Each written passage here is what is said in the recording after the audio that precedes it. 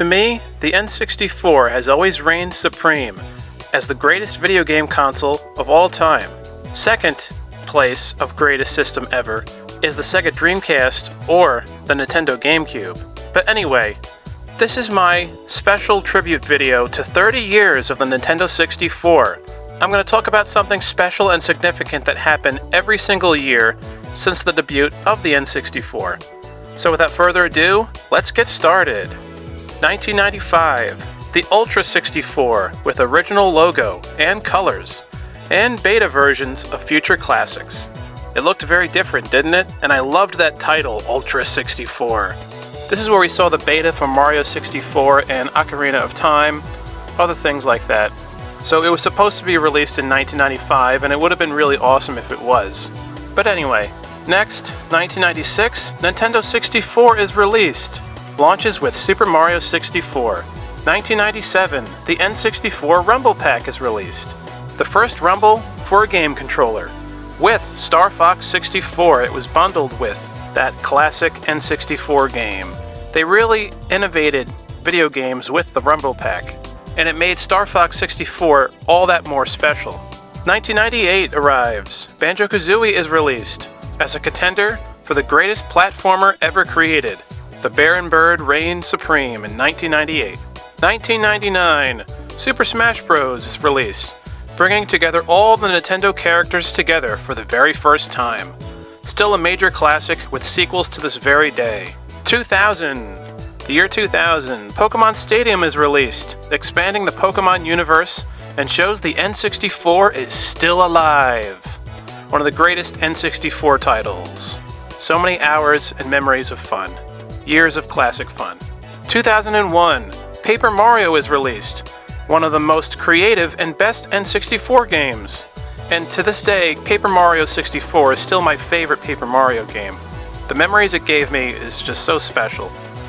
2002, Tony Hawk's Pro Skater 3 is the final N64 game to ever be released, ending the era of the game's official release for the console.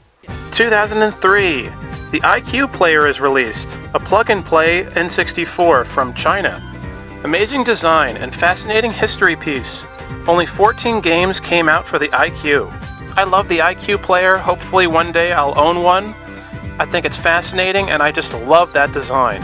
2004, Super Mario 64 DS is released. A remake of the 90s classic, adding new life to the game. So many hours of fun for Super Mario 64 DS. I just wish that there was a home version of this version of Mario 64. There were hacks that made later on though.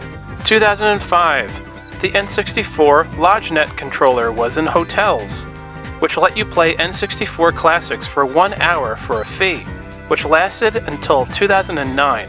I have so many fond memories of being in hotels with my family, and we actually had the LodgeNet N64 controller, and we rented tons of games on it.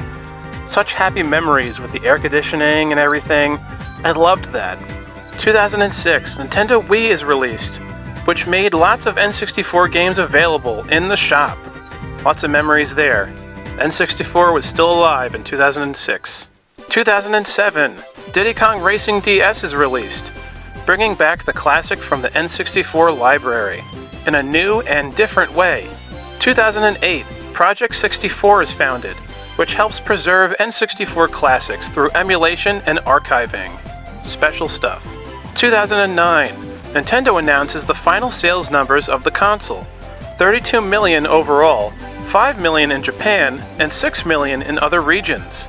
2010, GoldenEye 007 Remake is released for the Nintendo Wii, a remake of the N64 classic, which adds new features, and the special gold Wii controller. 2011, Star Fox 64 3D is released for the Nintendo 3DS, a remake of the classic. Absolutely. 2012, lost N64 prototypes were found, such as Mini Racers, Tamiyama Racing 64, and Wild Waters. Odd that they're all race games, but pretty damn cool, right? 2013, the N64 Wide Boy 64 adapter surfaces online for the first time, such as eBay. It was from the 90s and was used to capture video footage of N64 games for retail purposes. 2014, the N64 DD version of Super Mario 64 was discovered, which was shown at Space World to show off the DD, or disk drive, including alternate sounds and a title screen, very different from the final version. Pretty cool. 2015, The Legend of Zelda Majora's Mask 3D is released for the Nintendo 3DS, a remake of the N64 game.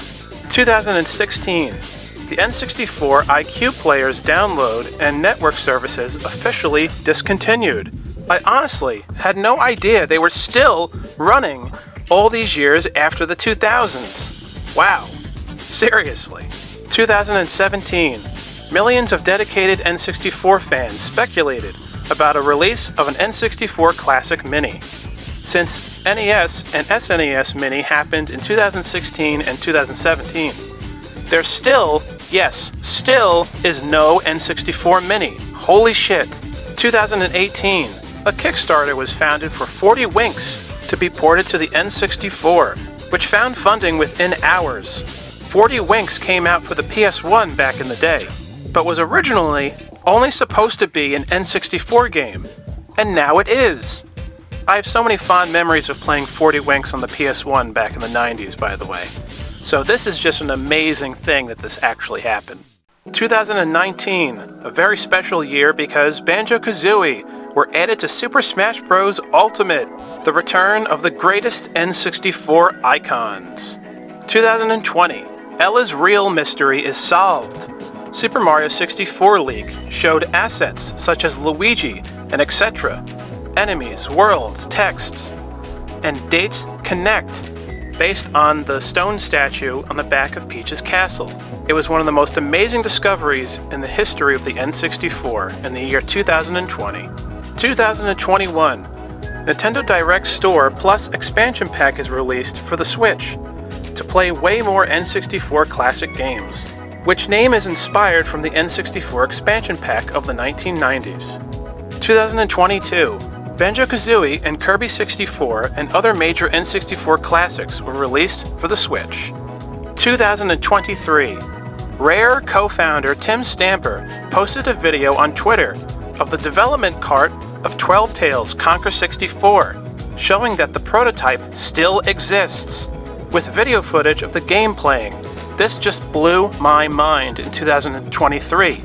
And we still don't have it on a cartridge. I mean, what's the holdup? Like, come on, let's fucking see more.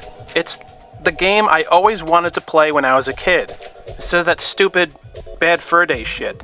2024, N64 game hacks exploded onto carts and gives the N64 a second life. The N64 2 is real through these new titles. Simply phenomenal. 2025, the Analog 3D N64 console is released, which lets you play N64 classics on HD TV sets with other features. 2026, this year, the M64 console is released, competing with the Analog 3D. Which is better? Anyway, so that's my video. Please like and subscribe, and please hit the notification bell so that you don't miss any of my uploads. Thank you so much for watching. Which was your favorite year of the N64 legacy? And please tell me, what are your fond memories of the N64 throughout its 30-year life? Thanks for watching once again, and I'll see you all again next time.